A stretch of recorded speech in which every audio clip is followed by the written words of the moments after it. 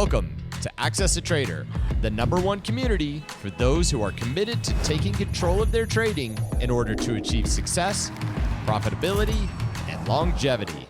Thank you for joining us. Here's Dan Shapiro to help you find your edge, master your process, and own your future. Hey guys, good evening everybody. Welcome to another edition of the AccessATrader.com nightly wrap-up show. Hope everybody is doing well. Guys, take a second out, support the channel. Click a like if you like the if you like the content. Click a like. It takes a second out. Support, subscribe, all that good stuff. So let's talk about the tape. Pretty standard day.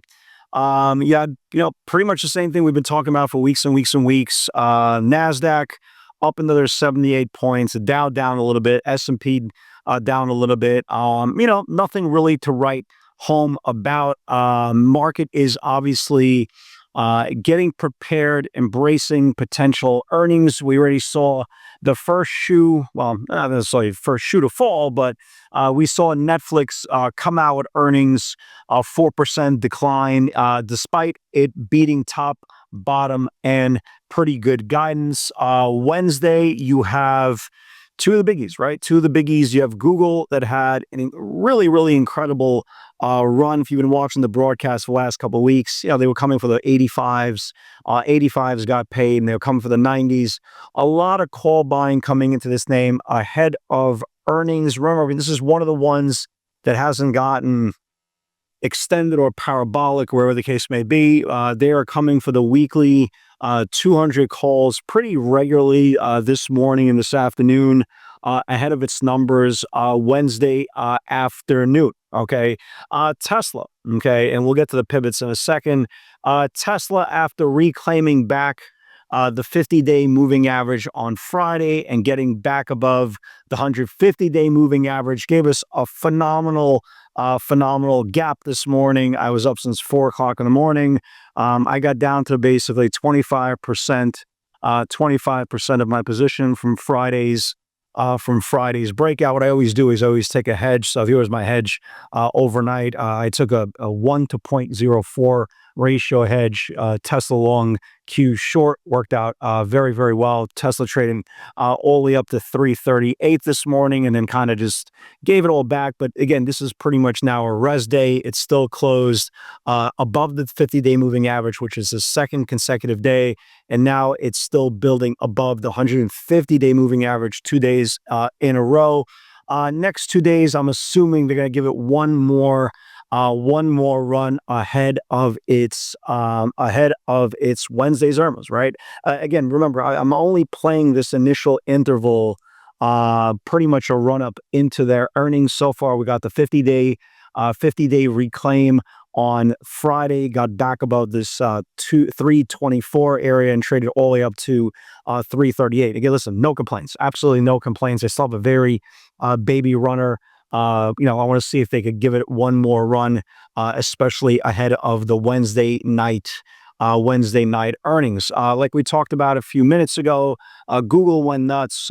Amazon, the reports next week. If you've been watching this broadcast, they've been pounding. They were pounding the 225s, the 227.5s, and the 230 calls. And you can see it traded right underneath 230 today. They're coming with some pretty good call buying ahead of its numbers next week. The 240s, we saw some 250s as well. So, very, very impressive, very, very impressive call buying coming in on Google into earnings, Amazon into earnings, Tesla as well. Again, even today, when the stock was kind of giving back, they were still pounding the 235s, the 240s, the 330s, 335s, 340 calls. So there's buyers everywhere. Again, when you have a really, really good, strong market, obviously, nobody knows, nobody's even going to try to guess how these stocks respond into earnings. But again, the play is to the run up prior to earnings and, see what happens after earnings, and obviously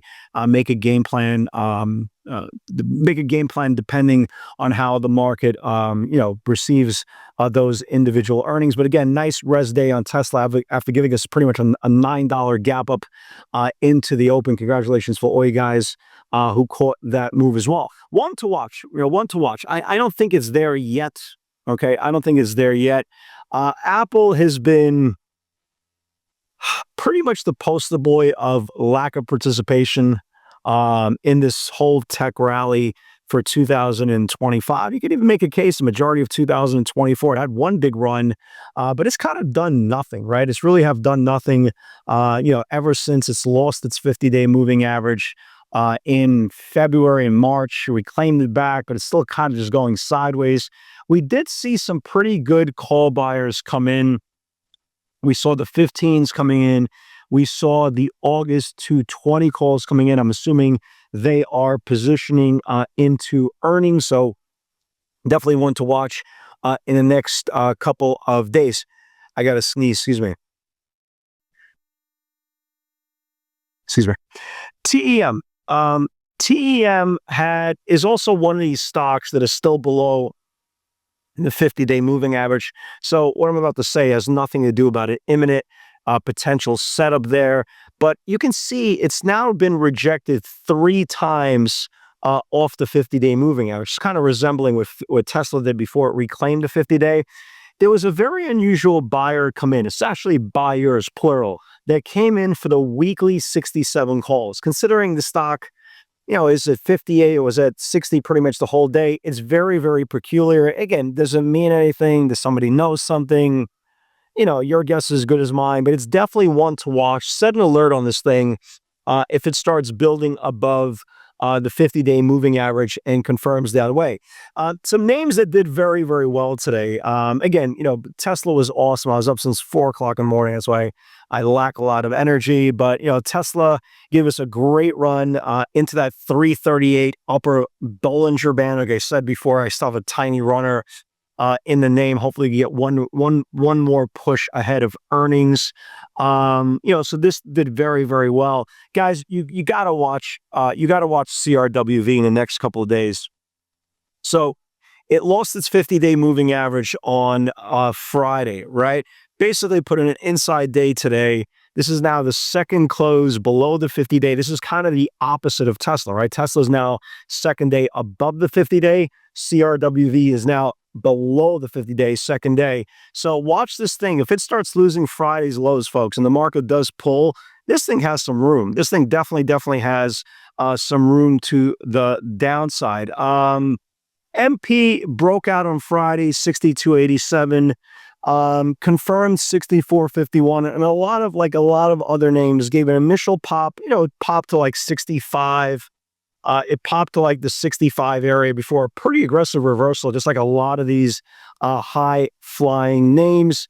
QBTS did exactly the same thing. It went from 1976 to like 2050s, 2060, and then again a very aggressive reversal as well. So that was my point, folks. Always beware. The market's great until it's not. So you'll be very, very patient, very careful of what you are trading. AES, we've been talking about AES now for a week or so. Finally got back above this 1345, 1355 pre-market highs. This is now the highest close in this whole formation here, traded just underneath 14. Still looks really, really good. And this went crazy. If you guys remember, if you watch the weekend update, we talked about STEM, right? We talked about STEM. We talked about watching not only STEM, just keep an eye on anything that has potential expansion in volume coming out of a range. So 1420 needs to confirm. Man, this was one of the biggest moves I can remember in a very long time that a not beta name.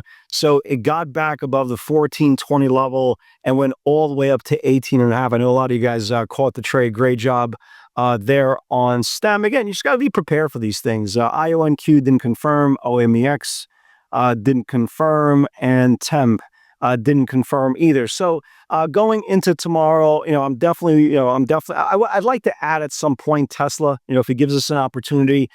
If it does come back into the 50-day moving average for a retest, I'd like to test along there as well to kind of add to my position to see, because it really should bounce off the 50-day moving average. You can see here, the 50-day moving average was this blue line here. So if it gets back to this blue line here, I definitely would like to test it for add off this 50-day moving average. Meta came, a couple of buyers came in for the weekly 725 calls. You can see here, got rejected off the 20-day supply.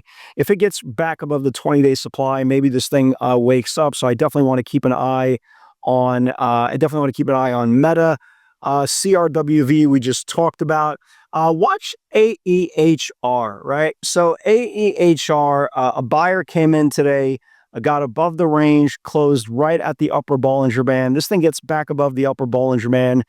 This thing can wake up as well. And Amazon, right? Amazon, any weakness, keep an eye on this thing tomorrow. Any weakness coming back to the 5-10-day support is definitely a potential buy the dip candidate. But again, guys, always keep this in mind. Always understand that if the Qs at some point, and it's inevitable, it's going to happen. If the Qs at some point start losing the 5-day moving average, starts losing the previous day's lows, guys, everything's going to get pulled. So don't walk into any single trading day in the upward kind of melt up market thinking your rug, can't get pulled. It's very, very obvious that it can. And the highest probability of pulls is when nobody believes it could happen. So always be conscious, right? Just always be conscious. Doesn't mean it's going to happen tomorrow, but always be conscious. So again, Amazon, we're watching for any dips. Tesla, we're watching potential on a 50-day bounce retest of its breakout on Friday. Meta, we're watching. CRWV, I'm definitely watching tomorrow if this thing loses Friday's lows. And the moral of the story is be prepared on both sides. Guys, thank you very much for tuning in, spending a few moments with us. And if you like what we're doing, support the channel, and I'll continue to do my best. Guys, have a great night. Have a great evening. I will see you